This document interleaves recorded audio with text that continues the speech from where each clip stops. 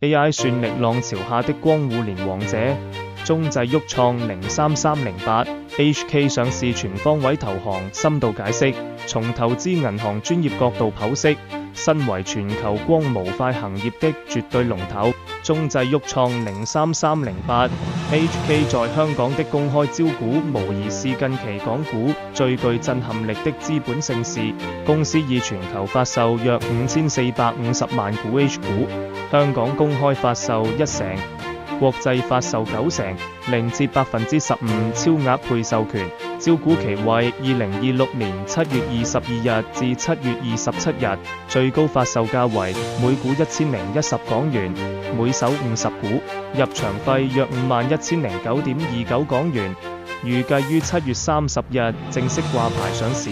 本次 IPO 預計集資高達550.45億港元，若行使超額配授權，最高達633.02億港元，為2019年阿里巴巴後規模最大的港股 IPO。有高盛、中金、摩根士丹利及金發證券聯席保薦，並吸引淡馬楊、黑石、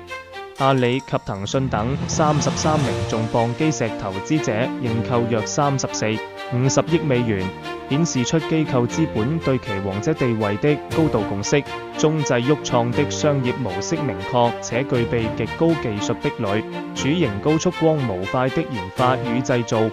實現 AI 數據中心內電信號與光信號的高速轉換。在 AI 算力爆發下，公司憑藉 400G、800G 及最新6G 光模塊產品，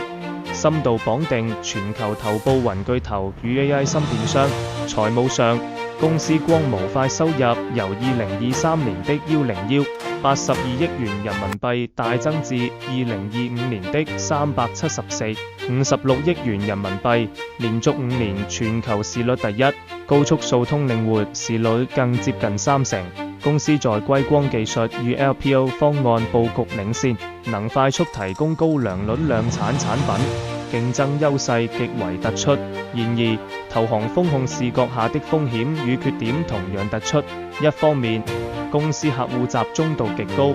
業績高度依賴少數 AI 巨頭的資本開支週期；另一方面，地緣政治與美中科技博弈對海外供應鏈部署構成潛在威脅。此外，光通訊技術迭代迅速，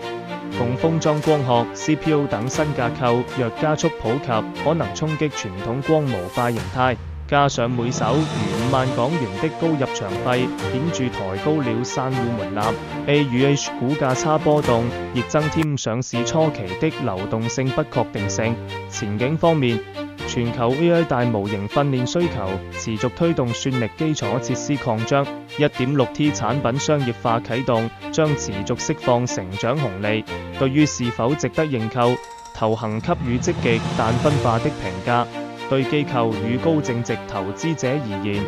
公司作為猜算力年確定性最高的標的，且過半股份已被基石投資者鎖定，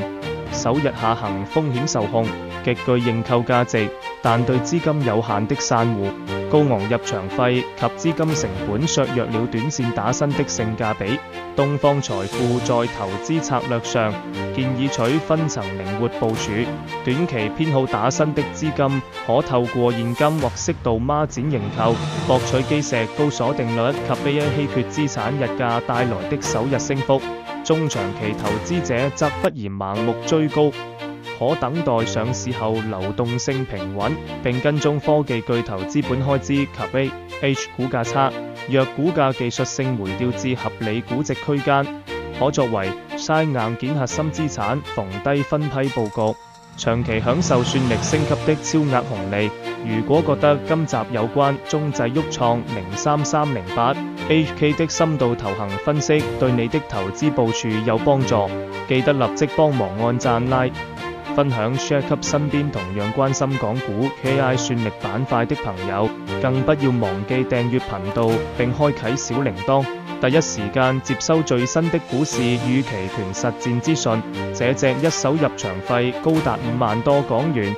集資額打破近年紀錄的 AI 光模塊龍頭，大家到底會不會選擇用真金白銀去認購打新，還是覺得客戶集中度與地緣政治風險偏高，寧願等上市後看看 A 月股日價與市場走勢再作部署？你對這隻 AI 巨無霸上市首日的表現又有什麼看法？歡迎在下方留言區分享你的獨到見解和交易策略，大家一起交流交流。仲要聲明，所有內容包括本教學視頻，絕不構成任何投資意見或購買任何股票及金融產品的特定推薦意見，及或不構成任何遊說或邀約，以購買、出售或以其他方式交易任何證券、期貨、期權或其他金融工具或其他產品，內容亦並非就任何個別投資者的特定投資目標、